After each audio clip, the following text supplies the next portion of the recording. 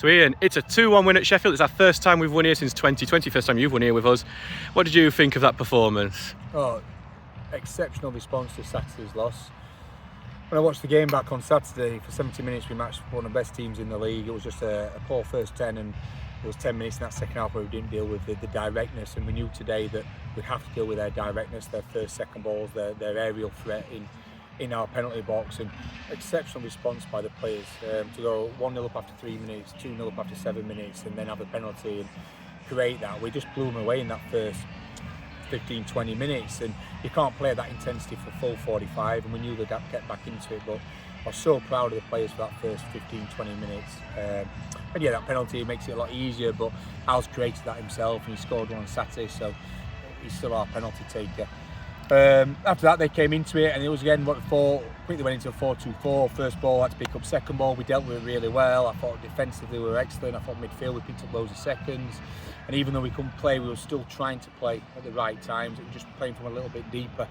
They scored. It came a little bit from nothing. First time they got an overlap on the left, and we doubled up but didn't stop the cross, and then we haven't defended that front area well enough for them to score. It's a good finish by Luke Aldridge, but yeah, it made it interesting. Second half, we just came out a little bit. I think we were too pumped up to win the game, and we gave them a penalty that the ref was very quick to give it, but unfortunately we got the wrong side, and it's a great save by Harry. I'm really pleased for Harry with that save.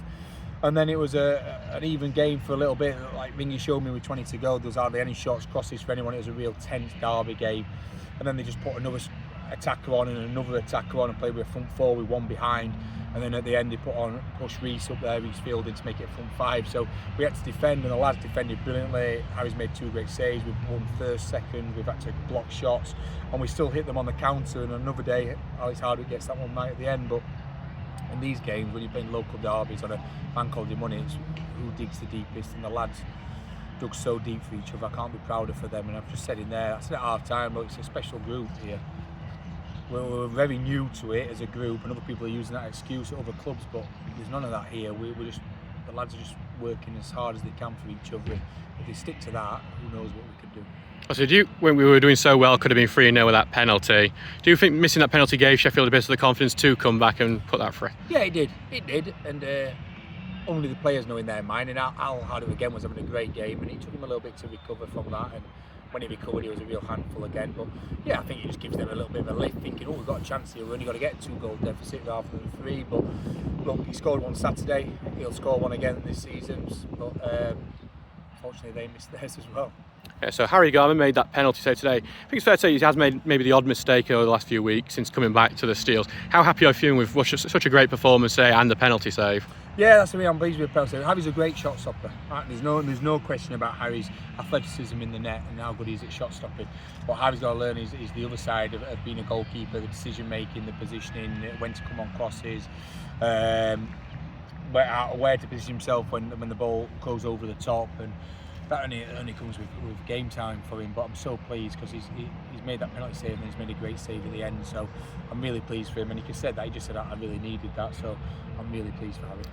So you've mentioned it a bit already, that there's a lot of familiar names in that Sheffield team, lots of former Stocksbridge players, and the goal scorer is one of your former players at Penistone.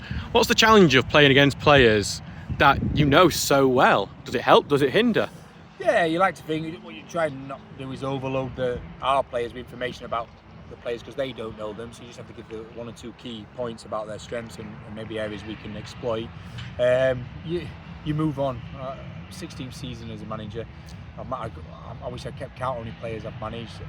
I know the position I'm in. I'm very fortunate that I've had a lot of success as a manager, but when you're limited funds, you always know your better players are going to move on. And look, it was their choice to do it. My focus is now on Stocksbridge Park Steel players, and I've got a young, hungry group with unbelievable experience around them, who have just dug in and done 180 plus minutes in 72 hours and gone toe to toe with one of the best teams in the league and gone and won a local derby. So I wish those players well. The door's always open if they ever want to come play for me again. But At the moment, my focus is on Stockbridge Park Steels.